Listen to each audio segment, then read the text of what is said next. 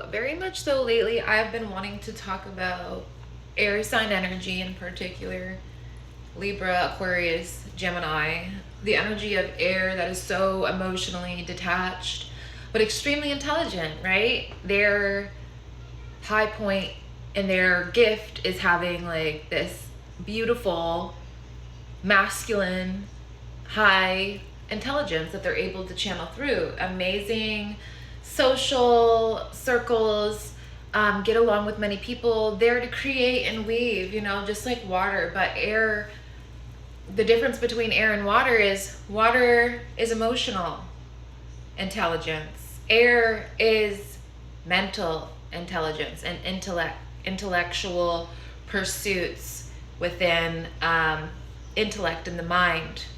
So what can happen when we're too intellectual, when we're too in our masculine, when we are too in our state of not being emotionally comprehensive or understanding our emotional intelligence at all?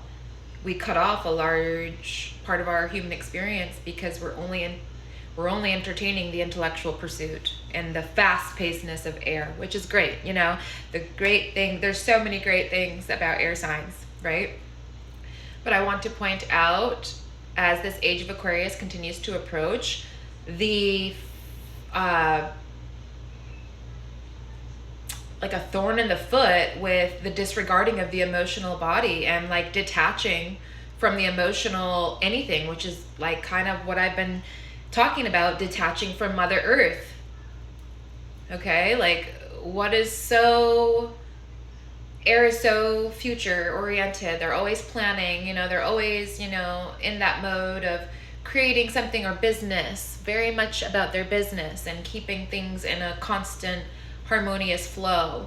But they're not the best at going deep into their emotions, which is a feminine aspect. All air signs are masculine. All water signs are feminine. So that just shows you the duality of nature that they work within. I love air signs as a super water and tropical, but super Libra and Vedic, which I'm growing more into understanding more now, which helps a lot. And I was raised by Libra, so that helps as well. But I'm always going to be I have a Pisces moon in both, but I'm always going to be very watery, very in tune with my emotions, and I'm never going to neglect or push that away or cut myself off for my emotional intelligence. I'm just not going to allow it to control me, because that's the one thing with water, is allowing, like, getting sunken into our emotions. And that's when I love when my air signs come in. They're like, girl, get up, let's go party, let's fly. Why are you down there in the ocean just in that puddle, girl? Come on, fly up. Get your fishy self some wings and fly up. That's why I love air sign energy. It lifts us up. It's uplifting, right? It's uplifting us from the crap. And fire does that for me too. Masculine energy, like, gets me up and is like, okay, get out of this emotional, deep, feminine space of inwardness and come more extrovert and out, more yang, and see what we can do there. I just want to highlight the detachment from the emotions. Like, yes, it can be good to not allow our emotions the driver's seat, right?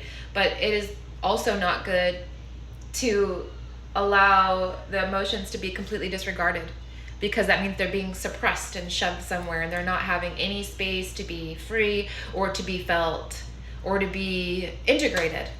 They're just going to continue creating distortions because you're shoving it down and not understanding it. So with air sign energy, yes, extremely intellectual, extremely like yang, as in pushing us forward and not getting us caught up on things, and very much optimists. They're very optimistic and like team leaders in a way. They love to show up for their people and be a part of groups, and they're usually great managers and great leaders in that way. But one thing that I would like to point out is the lack of emotional intelligence and how harmful it can be, not only for them, but for the people around them that feel that their emotional sensitivities and needs are never on the radar of the other person, or never understood, or just disregarded because the air person disregards their own emotions, right? So how are they going to be able to hold space for anyone else's emotions when they disregard their own? So this is the thing for air signs, Libra, Gemini, Aquarius. Please don't forget you are also an emotional being. Your body's made up of mostly water. In the age of Aquarius, water bearer, you're supposed to be teaching how to bear these emotions and how to work through these emotions, understand these emotions, and also bearing that like cleansing wisdom through the intellect and through articulating water's code. Aquarius works with water in that way where it articulates the message and the cleansing of water. That's why I love Aquarius so much. When we work well together, we really have this harmonious energy because it's bearing me. It's like taking me in, giving me a container to be held in, and then they're able to also articulate more emotion, which is uncomfortable for them, but it's because it's not their normal territory. Their normal territory is air, swords, intellect, thoughts, thinking of, much higher things in the upper dimensions, but not really weaving it in and translating it with the lower, which is, that water realm, that emotional realm in the heart, in the womb, and also the root. So like this goes with being disconnected from any of our chakras. We don't want to live in the lower chakras, right? But we do want to have our lower chakras connected and in tune and cleared. And we don't want to just be in the upper chakras. That's me a lot of the time, is I stay in the upper chakras because I've always just been that way.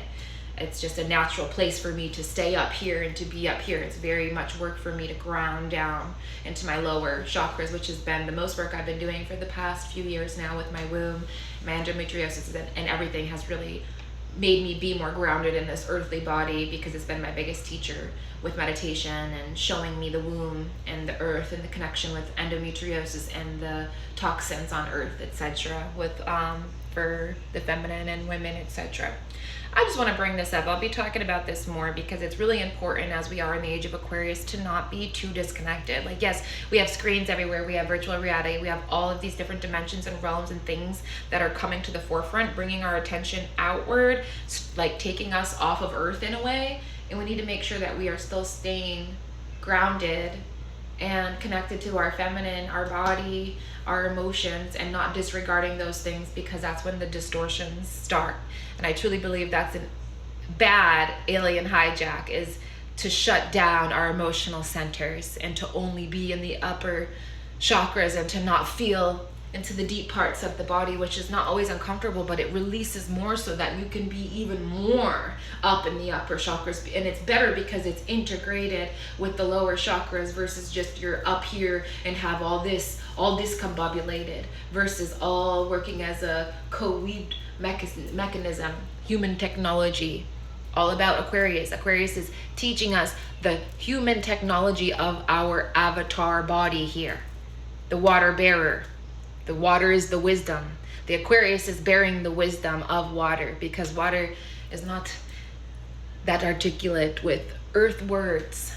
So just wanted to share that for our air signs, our water signs, whatever you are. Just do your role. Don't forget you're everything. Don't forget all your parts. And to make it one big co-weaved thing so that no parts and pieces are left behind. That's a big part of the song that I wrote, May the Serpent Rise.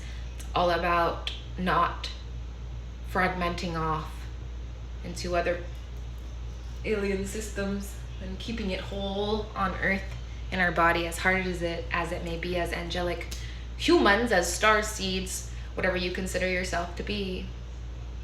That's where meditation and grounding and definitely movement in the body comes in as well, to create more of that weaving in with the air and the water. Poetry, anything that involves the intellect and the body is a beautiful weaving of air and water.